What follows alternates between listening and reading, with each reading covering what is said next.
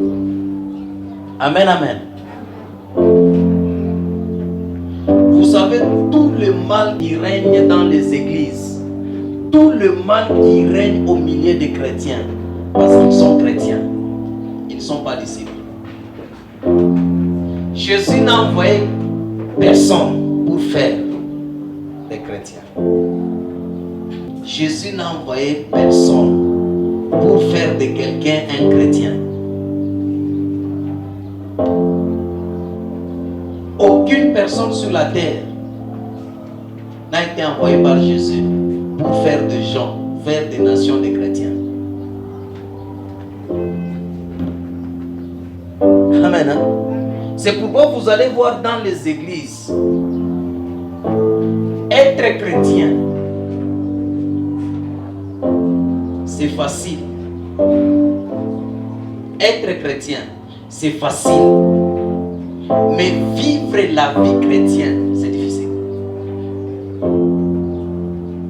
Amen. Hein? Prier, c'est facile. Mais vivre la vie de prière, c'est difficile. C'est pourquoi vous allez voir les gens, partent d'église en église, ils prient. Mais ils ne vivent pas la vie de prière. Parce que vivre la vie de prière, c'est toute autre chose. Aujourd'hui, nous avons beaucoup de problèmes dans les églises parce que nous n'avons pas de disciples, mais nous avons des chrétiens. Prenez vos Bibles, consultez vos Bibles, vous allez voir nulle part là où un apôtre parle de la chrétienté.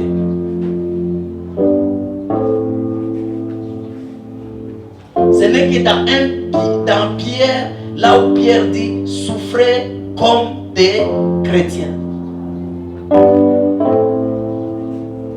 Et le mot chrétien commence à Antioche.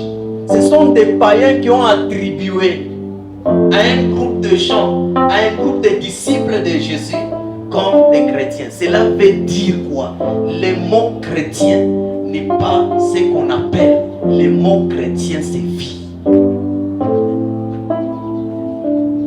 Nous sommes ensemble là. Le mot ou le nom chrétien, c'est vie. Pourquoi on a attribué à ces gens-là le nom de chrétiens? C'est parce que leur vie ressemblait au Christ.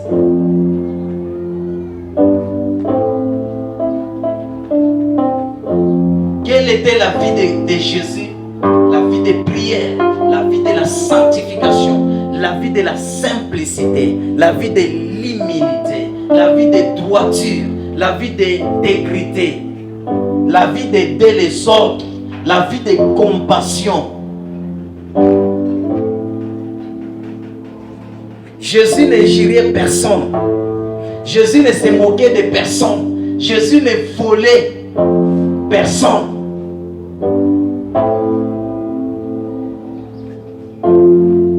Jésus faisait que la volonté de Dieu. Alors leur manière, leur façon de vivre, les païens les regardent et les païens disent ce sont des chrétiens.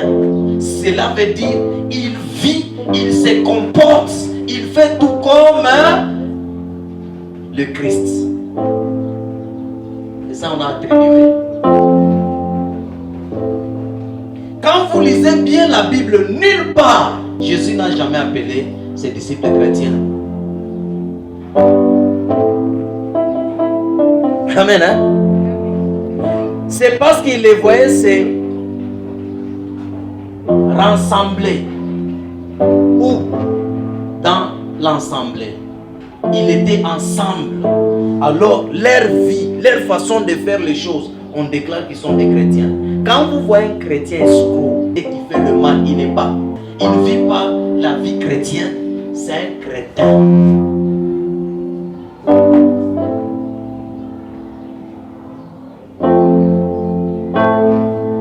Un chrétien, quelqu'un qui s'appelle chrétien, qui pratique la vie chrétienne en lui.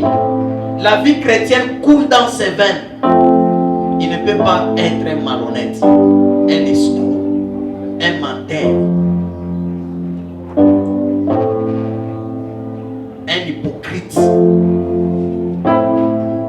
Non. Amen. Hein? Regardez, il y a un roi qui a essayé d'appeler Paul d'un chrétien. Mais dans la bouche de Paul, Paul n'a pas prononcé ces mots-là. Paul n'a pas prononcé ces mots. Actes des apôtres, 26, 27 à 29. Crois-tu au prophète? Oui. Roi Agrippa? Oui. Je sais que tu y crois. Oui. Et Agrippa dit à Paul, Oui. tu vas bientôt me persuader de devenir chrétien. Paul répondit, que ce soit bientôt ou que ce soit tard, plaise à Dieu que non seulement toi, mais encore tous ceux qui m'écoutent aujourd'hui deviennent tels que je suis, à l'exception de ces liens. À l'exception. Est-ce qu'il avait dit vous devenez chrétien comme moi? C'est lui qui a déclaré le mot chrétien dans sa bouche à un païen, le roi Agrippa. Il dit à Paul, donc tu viens me prêcher, tu viens me voir pour que je devienne aussi comme toi, chrétien. Paul dit que cela me plaise, que soit aujourd'hui, après, mais c'est que je sais que vous devenez comme ce que moi je suis. Qui? Disciple. Dans le mot disciple, c'est une personne qui est disciplinée. C'est pourquoi beaucoup de chrétiens sont désordonnés. Ils sont désordonnés. Beaucoup de chrétiens sont désordonnés par leur manière de prier, par leur manière d'adorer Dieu, par leur manière de se présenter dans l'église, par leur manière d'écouter Dieu, par leur manière de parler, par leur manière de se comporter, par leur manière de marcher, par leur manière de vivre. Ils ne craignent pas Dieu, ils ne respectent pas Dieu, ils ne sont pas des disciples.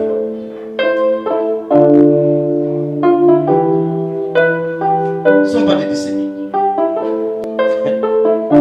Je ne suis pas un chrétien, je suis un disciple de Jésus.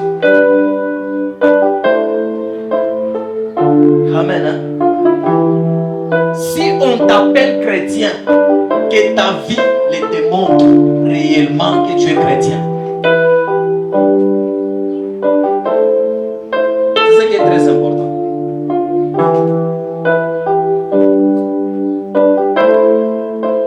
Regardez pourquoi, vous savez pourquoi les gens n'arrivent pas à vivre cette vie de la chrétienté? Parce qu'ils ne comprennent pas le mot chrétien. Ce sont les païens qui ont donné ça. Ce sont les païens qui peuvent bien définir le mot chrétien. Et c'est pourquoi ne t'appelle pas chrétien si les païens ne te voient pas chrétien.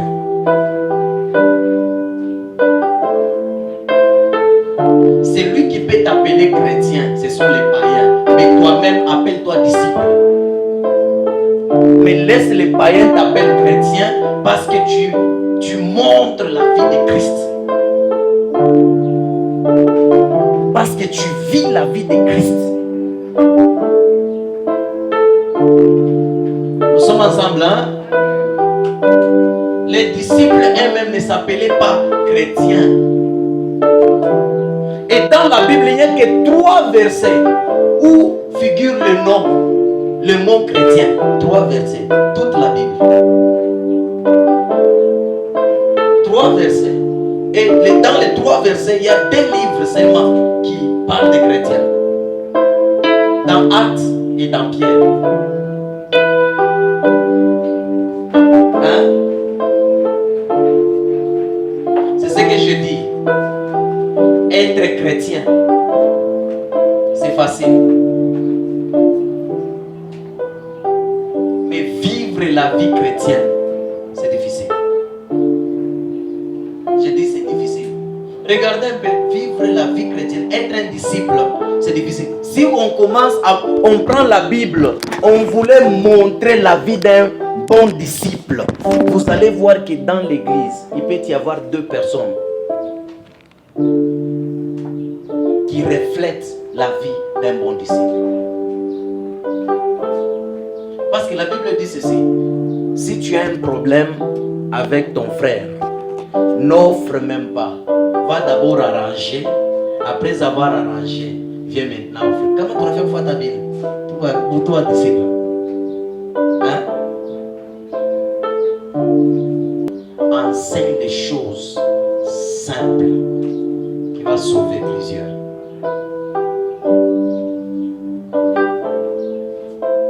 Parce que si je te prêche la puissance dans l'hypocrisie va tuer.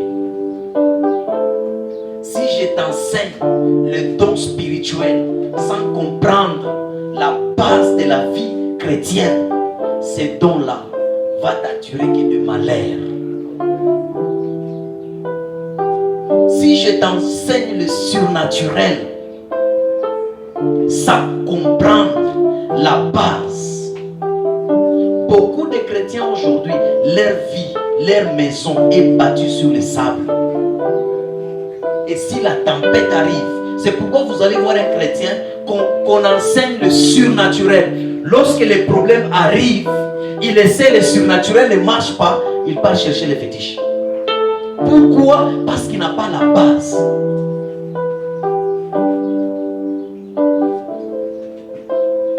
Amen. Hein?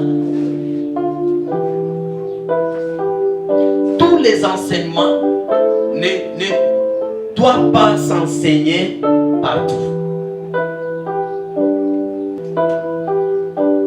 Amen. Hein?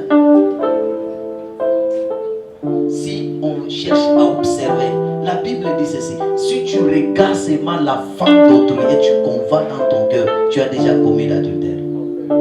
Mais si on pose des questions depuis semaine ignorance, mon boy que tout est grave, donne mon maro et tout quoi.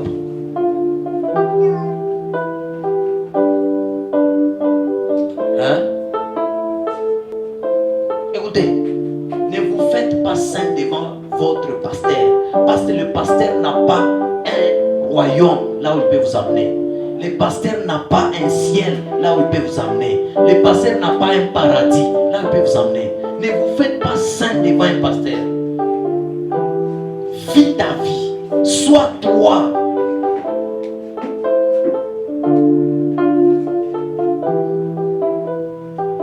Sois toi. Soyons pas hypocrites.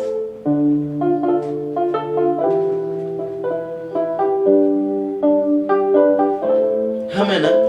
Il y a de ces femmes, devant leur pasteur, elles sont saintes. Elles respectent. Et il y a de ces femmes, quand on vient t'expliquer ce qu'elle fait à son mari, tu ne peux pas y croire. Cette maman ici, on dit, c'est une maman, papa fait ça.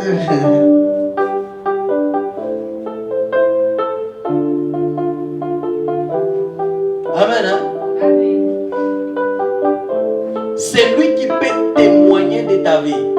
C'est ton homme et c'est ta femme. Nous sommes ensemble, hein? Soyons des chrétiens, soyons des chrétiens pratiquants, pas des chrétiens de nom.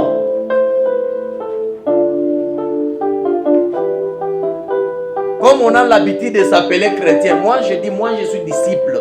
Je ne suis pas chrétien, je suis disciple de Jésus. Je suis disciple. Je ne suis pas chrétien, je suis disciple de Jésus.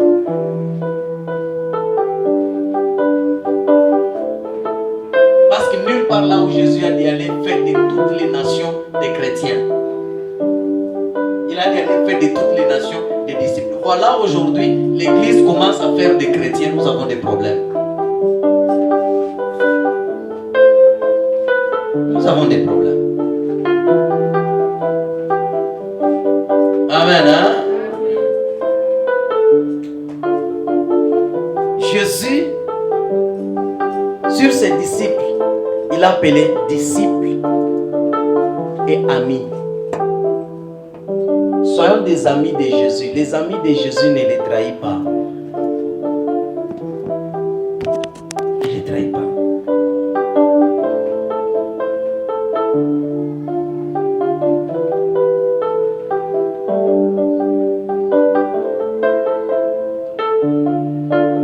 Écoutez ce que la Bible dit dans 1 Pierre 4, 16. Mais si quelqu'un souffre comme chrétien, qu'il n'ait point honte, et que plutôt il glorifie Dieu à cause de ses noms.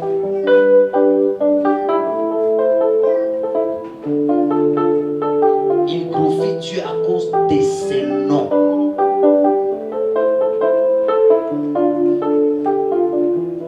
Amen, hein? La meilleure des choses, selon dit à celui qui est écouté. Tu es chrétien pratiquant, pour ça tu es chrétien et chrétien.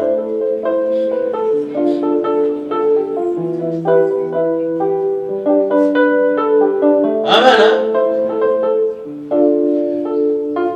Si quelqu'un dit il est chrétien pratiquant, pourquoi il est charlatien? Hein? Unasikia Mkristo analamka tu usiku anasema unanichezea wewe. Unaona sasa ni Yesu leo. Mimi namvula mbe Yesu. Mimi namvula Yesu. Kui. Yesu anaanza kuvula. Ha? Ha? Ha?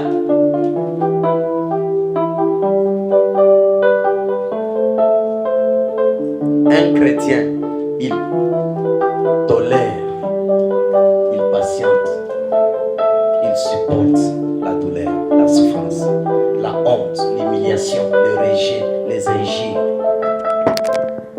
C'est ça un bon chrétien. Nous sommes ensemble, hein?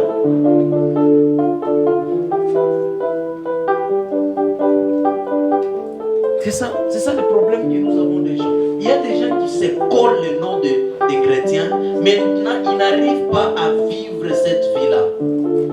Ils forcent d'être ça. Mais tu ne vas pas y arriver comme on est collé. Ils forcent d'être chrétien.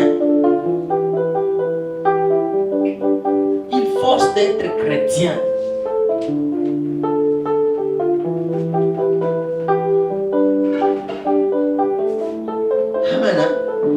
Il y a comme les transgenres. Ces gens qui partent, on les opère. Il est femme, on les change, il devient homme. Il est homme, il change, il devient femme. Posez la question à ces gens-là, vous allez les voir, même si ils sont possédés, ils sont en homme, ils sont comme femme, ils sont d'abord possédés. Mais quand tu les poses des questions, j'ai suivi une émission là sur TV5, il dit on souffre en nous, malgré qu'on m'a changé, je souffre en moi. C'est pourquoi vous allez voir plusieurs personnes, ils souffrent d'être chrétiens. Ils souffrent de pratiquer la vie chrétienne. Ils souffrent. Pourquoi? Parce qu'il sait coller ces noms-là. Il sait coller ces noms. On ne se colle pas les noms des chrétiens. Les noms des chrétiens peuvent se coller, mais non pas le vivre. C'est difficile. Amen, hein?